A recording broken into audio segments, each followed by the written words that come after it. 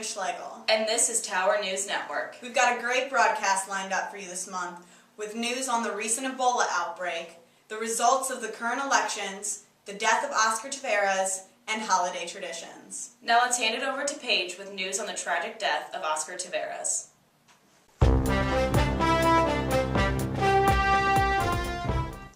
October 26, 2014 was a very sad day in the Cardinal Nation.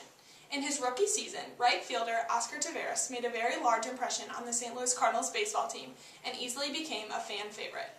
After losing the NCLS, Taveras moved back to his hometown of Puerto Plata, Dominican Republic, until 2015 spring training.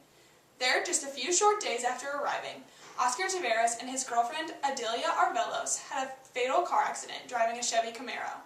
This sad news rocked the Cardinal world and also the World Series going on at the time between the Kansas City Royals and the San Francisco Giants. During Game 6, a moment of silence was given in Oscar Taveras' honor. Our thoughts and prayers are with the families of the deceased and the Cardinal Nation as a whole.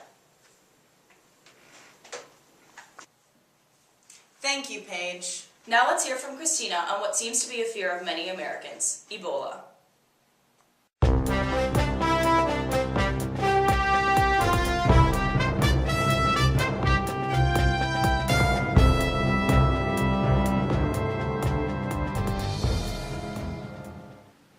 Is DePaul Hospital preparing to take care of patients sick with Ebola? Yes. There is a multidisciplinary team that meets daily, comprised of infection control nurses, physicians, human resources, supply chain management, and other ancillary departments to discuss plans for caring for Ebola patients. Is there any special equipment that you have purchased to take care of an Ebola patient? Yes. We have purchased special isolation suits and special lab specimen cups and other supplies for the lab. The isolation suits have a separate headpiece that has a bib so that the neck will not be exposed. There will be no skin exposed in the suit. And then the nurse steps into the suit and it zips up over the bib. And then you step into boots, which tie just below the knee, and gloves that tie just below the elbow. Okay. Is there a special area designated for Ebola patients at DePaul? Yes. We have designated the west section of the emergency department. This section is great because it has a separate entrance to the lab, surgery, and has the capability to support ventilators and other life-saving equipment that an acutely ill patient could need.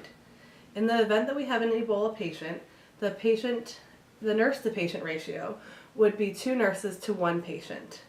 We've decided this for a few reasons. One would be that working in this suit is very cumbersome, and the other nurse can provide support. They'll provide support for one another.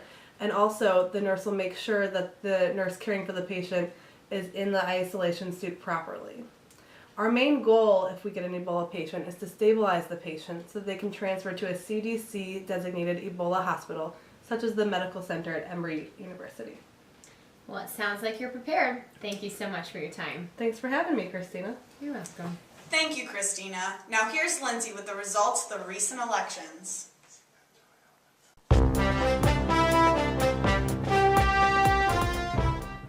The 2014 midterm election has proven to be very influential for the current American political scene. As highly anticipated, the Republican Party has gained control of both the House and the Senate. Many speculate that this is going to push our Democratic president into further conflict with the now Republican-held Congress.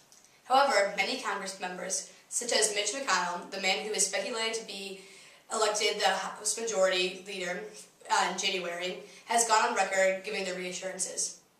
Mr. McConnell said recently that just because we have a two-party system does not mean we have to be in perpetual conflict. Hopefully both the Democratic and Republican congressmen and women will take this midterm election as a chance to move towards future bipartisan progress. Thanks, Lindsey. Now to wrap things up, here's Lauren with holiday traditions.